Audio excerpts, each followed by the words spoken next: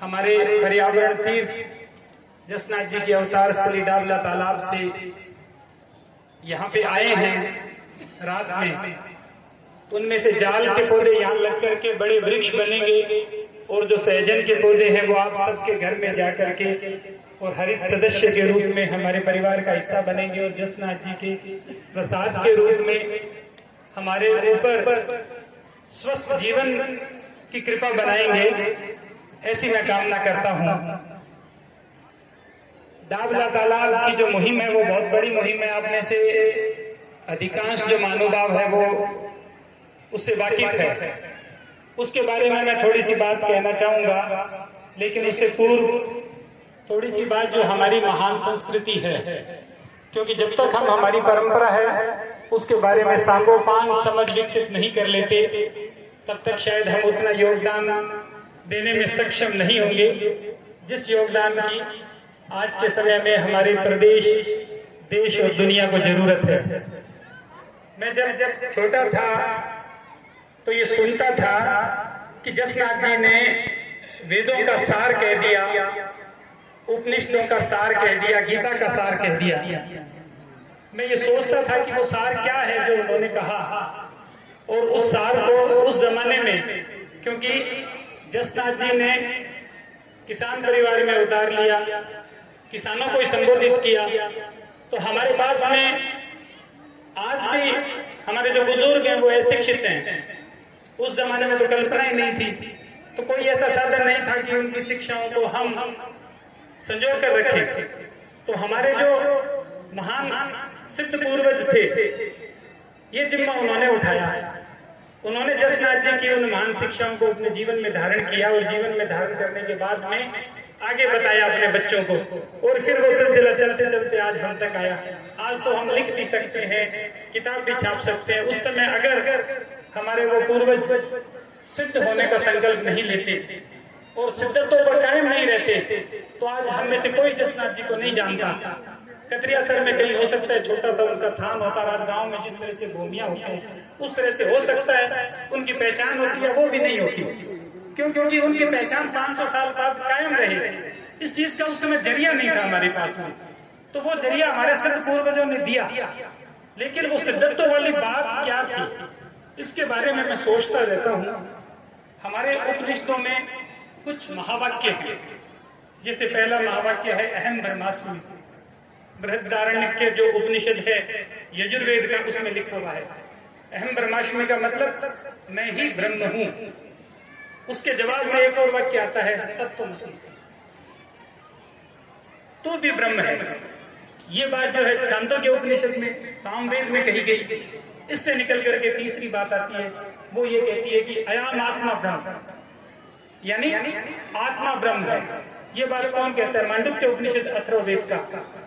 बात यही भी नहीं रुकती, आगे चलती है और पहुंचती है ऋग्वेद में। ऋग्वेद में कहा गया प्रज्ञानम ब्रह्म, जो प्रज्ञान है वही ब्रह्म है। ऐत्रेय उपनिषद ऋग्वेद। बात यहां भी नहीं रुकती, यहां से आगे चलती है और चल करके फिर छांदोग्य उपनिषद में आती है और कहा जाता है कि सभी ब्रह्म है। तो ये जो छांदोग्य उपनिषद सामवेद में कहा गया है, सर्व, आगे संस्कृत का वो मैं भूल रहा हूं जो है, उसमें उसका सार हिंदी में ये कि सभी ब्रह्म है। तो यानी जहां चला मैं ब्रह्म और खत्म हुआ सब ब्रह्म है, ब्रह्म ही ब्रह्म है। ये जो महावाक्य है, इन महावाक्यों का सार ये कि हमारी जो हमारा शरीर है ये सिर्फ मांसपेशियां और ये सब एक भौतिक स्वरूप ही नहीं है, एक निराकार ब्रह्म का स्वरूप है जो चैतन्य है, और वो हमारे इस भौतिक शरीर से परे है और वही सब कुछ है।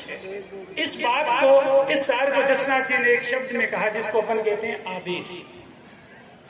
आदेश जो है उस शब्द में इतनी गहराई है कि आदेश का अर्थ जब एक सिद्ध दूसरे सिद्ध से मिलता है तो बोलता है आदेश, सामने से 2 बार मिलता है आदेश आदेश। आदेश का मतलब हे परम पुरुष, हे शिव, यानी आप ब्रह्म हैं, और सामने से जवाब मिलता है कि आप भी ब्रह्म हैं, आप भी ब्रह्म हैं।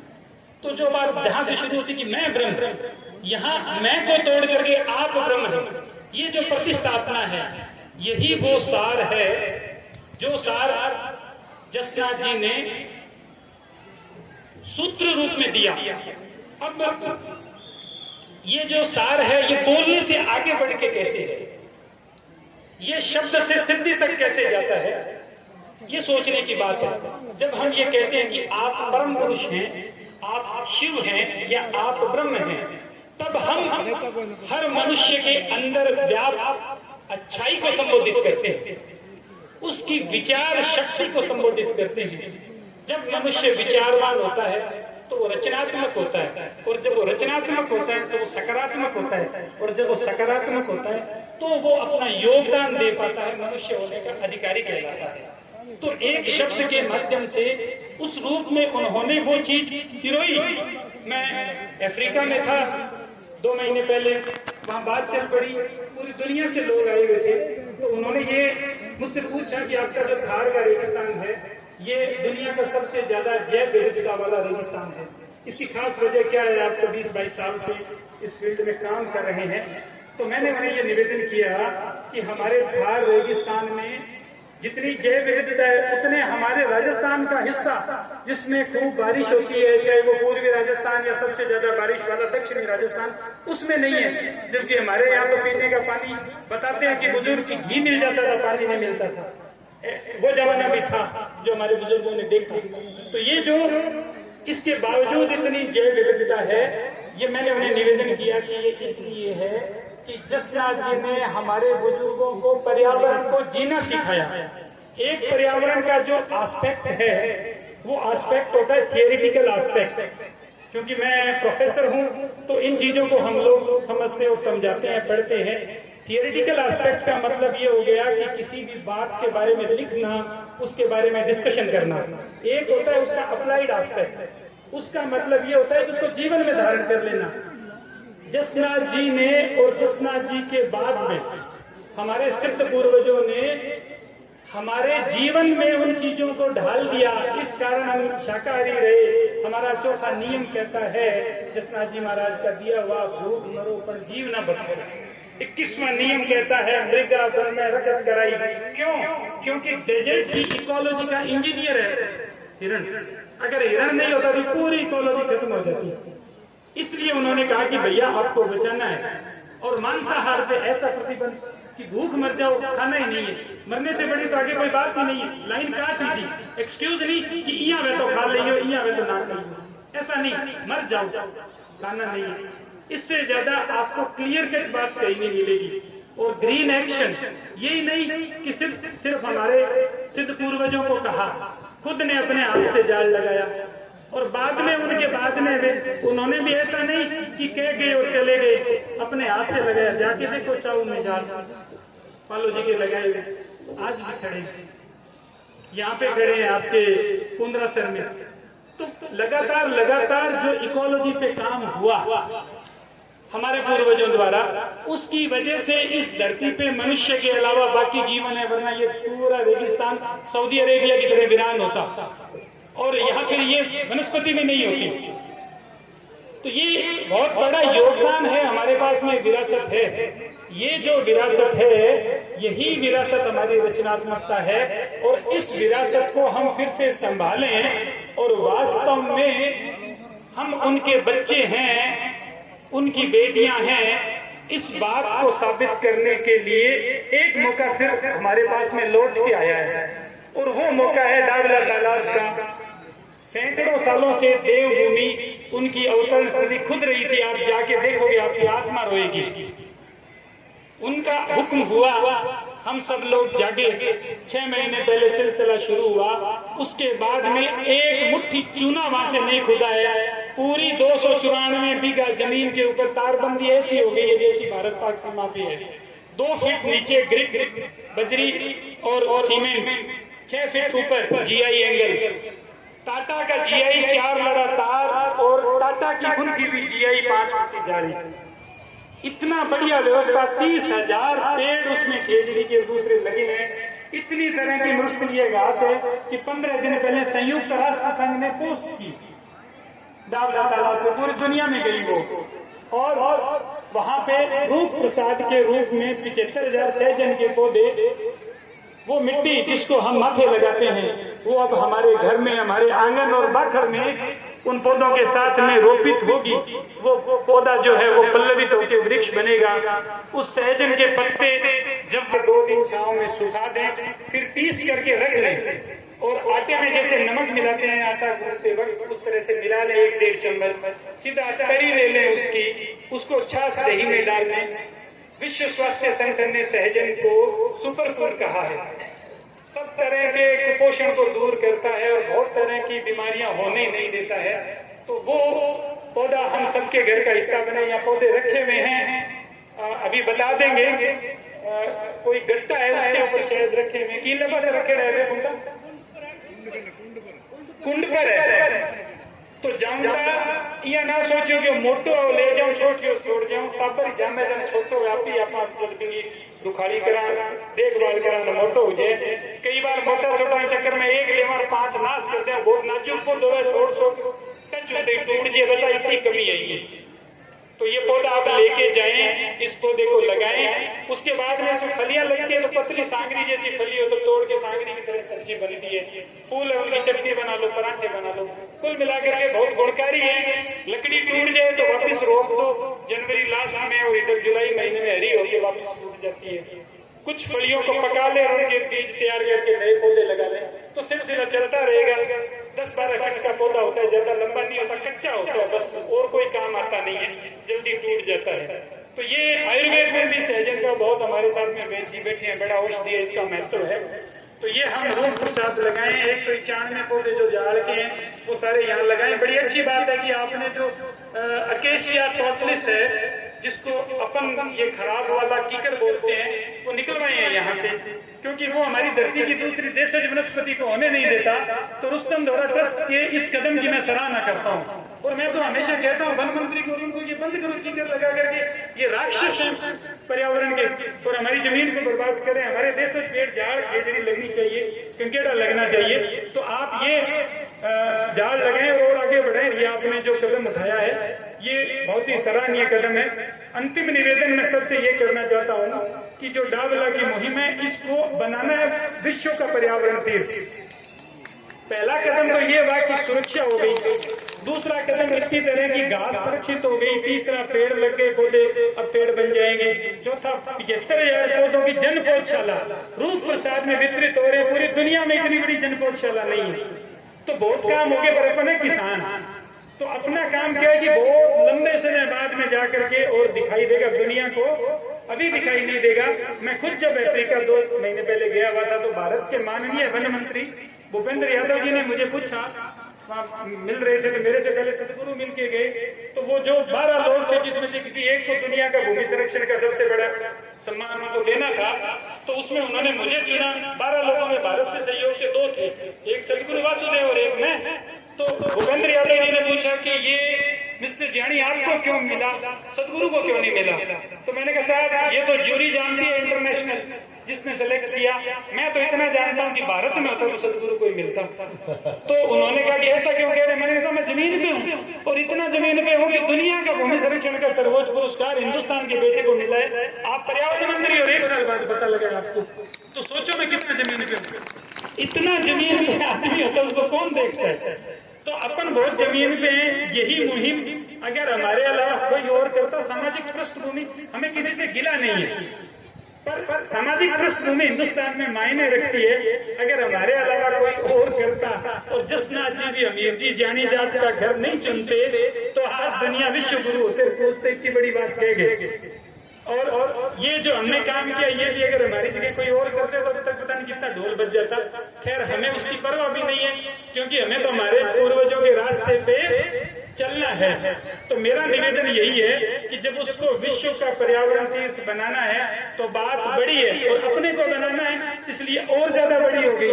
जेई रोक दी अब जेई अपना काट तो सका को नहीं, तो करना की है कि जेई जरूर करनी है। अब जरूर किया उसी जेई जरूर जद उसी जद सारा का सारा आपा 2 रीत शुरू करी है बेटे, रूख रीत और लीली लाग। रूख रीत को मतलब कि रोज 1 डिब्बा डाल लेता रहता है। एक आदमी के हिस्से का 365 रुपया 80 साल का कितनी मोटी राशि है। बाजार जावा तो नॉर्मल खर्च हो गया खाने पीने पर, और नीली लाग जी आप ब्याह में सुमतनी चक्कर का नहीं भी मारो कोई लाग लूण है तो बताओ डाबले की लाग शुरू कर लो कर ली बात बलियारा परिवार बड़ो रेडी मैं यो भी निवेदन करो शुरू करी कि आप घर के अंदर कोई एडो मौको व्याज सो मारो जो भी है आप नीली लाग शुरू करना डाबले तालाब की अगर आज आप शुरू करा तो धीरे धीरे बाकी के अलावा आप जितो हो सके भी तो डाबला तालाब ने सहयोग करा क्योंकि समाज में क्या बड़ो संकट है संकट ये बात लो है कि अच्छो आदमी जिम्मेदारी लेने तैयार को नहीं जिस दिन फरवरी मार्च में मीटिंग हुई तो ये भद्रमल जी बैठे है वेद जी आने बड़े धक्कों में आगे गए कि मैं अध्यक्ष बनू को नहीं मैं कहती अच्छो कोई आदमी आ सी तो काम किया सिरे चढ़ सी क्यों क्योंकि की बात में लेके कुछ नहीं करना है तो हर कुछ नहीं करना सोरो भी बहुत है लेकिन की काम में सिरे चढ़ाना है वो बहुत दौड़ो है तो मैं बहादुर जी ने पूरी कार्यकारिणी में मैं देखो जी मैं कोई पद कौन ले मैं पद ले लूँ 20 सालों में तनख्वाह काम करूँ लोग बदनाम करते सी ऐसे ही जानी जी खुद को रोक के नहीं कमाई को मैं पद ले को नहीं साके 24 घंटा रहे जोड़ी मान के मांग से सारा हूँ कि डाबले के लिए दो और शुरुआत खुद कर मैं बैठे शुरुआत में मैं मेरे 150 रुपये से देर में मेरे बाबा के नाम लिख लियो और अब बाकी का दो फिर मैं पूरी यात्रा में गया तो मैं यात्रा में मैं पहले ही निवेदन कर दिया मैं चाह भी आपका संस्था की कौन पीनी है 1,06,000 रुपया भी मैं गाड़ी का बढ़िया में 7 जना भूलते आपस के 6 या 7 जना मिल के और अब भी डाब लगा रोज जमा तो बैठे में चाह पिया पीगा भी जेब पिया और हमेशा के लिए रुस्तम जी की जगह है रात रखनी है पवित्र आपने लिए साक्षी मान के कहा 100 भी आराम है ताउम्र और आप बात सिर्फ एक खतर कहा कि संस्था के नाम तो आपने बीच में भी बहुत जगह गड़बड़ियां हुई है सिर्फ आपने समाज में तो नहीं हर समाज के में तो ये खतर की कि कोई मुहिम में सिर तो बहुत मुश्किल हो गयो ये रूप प्रसाद से हो तो बात है कि रूप प्रसाद तैयार कराने के माटी में चिन्ह है उसके कारण आप हुए नहीं देखो यहाँ करो